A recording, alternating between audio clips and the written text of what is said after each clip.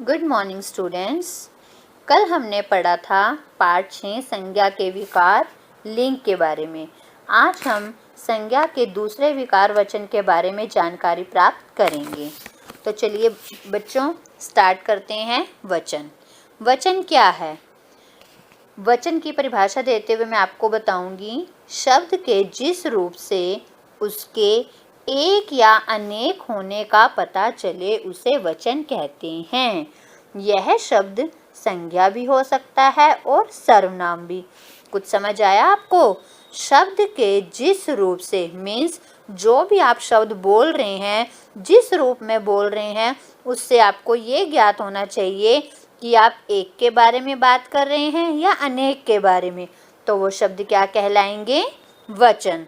तो ये शब्द बच्चों संज्ञा भी हो सकते हैं और सर्वनाम भी। आगे चलिए, वचन के भेद। वचन के दो भेद या प्रकार होते हैं। पहला एक वचन और दूसरा बहुवचन। आइए अब हम ये जानेंगे कि एक वचन और बहुवचन में क्या अंतर है।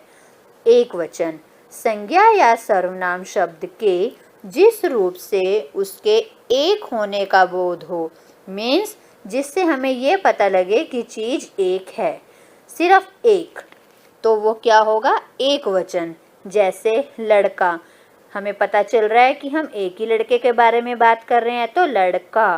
पुस्तक, आँख, बकरी, ये शब्द क्या हैं? संज्ञाएं।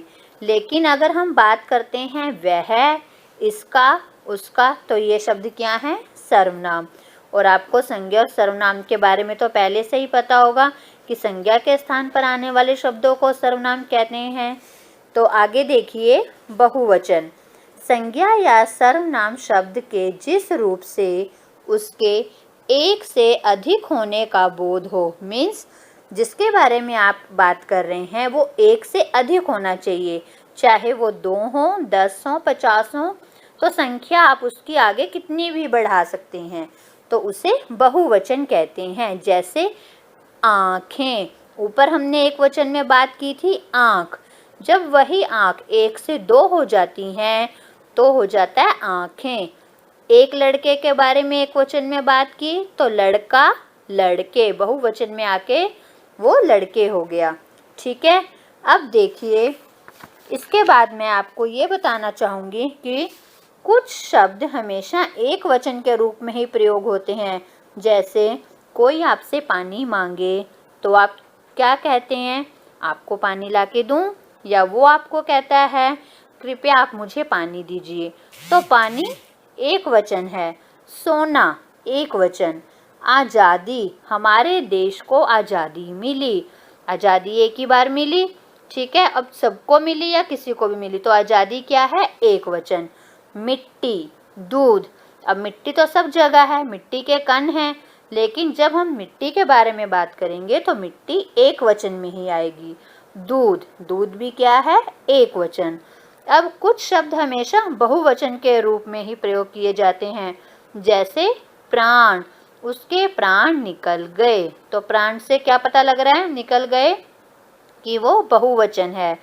आंसू, उसके आंसू आ गए, आंसू क्या है? बहुवचन।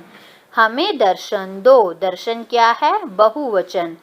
हस्ताक्षर, बहुवचन। समाचार भी क्या है? बहुवचन। अब आप आगे देखिए, जब संज्ञा या सर्वनाम शब्दों के वचन बदल जाते हैं तो वाक्य की क्रिया का रूप भी बदल जाता है। अब मैं आपको वाक्य के माध्यम से बताऊंगी कि एक वचन और बहुवचन में अंतर कैसे होता है। लड़का खाना खाता है, लड़के खाना खाते हैं। नाना जी आ गए हैं और नानी जी जा रही हैं। इसमें आपको है और हैं से आदर के बारे में भी पता लग रहा है और बहुवचन के बारे में भी। जैसे नाना जी आ गए हैं, नाना जी एक वचन है, लेकिन जब हमने उनको आदर दिया, रिस्पेक्ट दी, तो हैं का यूज़ किया हमने।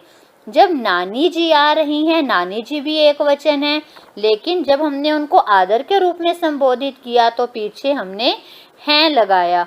तो बच्चों, इसके पश्चात मैं आपको बताऊंगी कि द्रव्यवाचक संज्ञा, समुदायवाचक संज्ञा तथा भाववाचक संज्ञा का प्रयोग एकवचन के रूप में होता है। जैसे चाय स्वास्थ्य के लिए हानिकारक है, ये सबको पता है, ये आपके जीके से भी रिलेटेड है। पुलिस अपना कार्य कर रही है, पानी बह रहा है, फलों का रस स्वास्थ्य के लिए अच्छा होता है। मैं आपको बताना चाहूँगी कि फलों का यूज़ हमारे लिए वास्तव में ही बहुत अच्छा रहता है। अहिंसा सबसे उत्तम कर्म है, उम्मीद बनी रही। ठीक है, तो मैंने आपको कई सारे उदाहरण देकर वचन और उसके भेदों में जानकारी देने का जो प्रयत्न किया है, मैं सोचती हूँ कि आपको वो समझ आ गया होगा।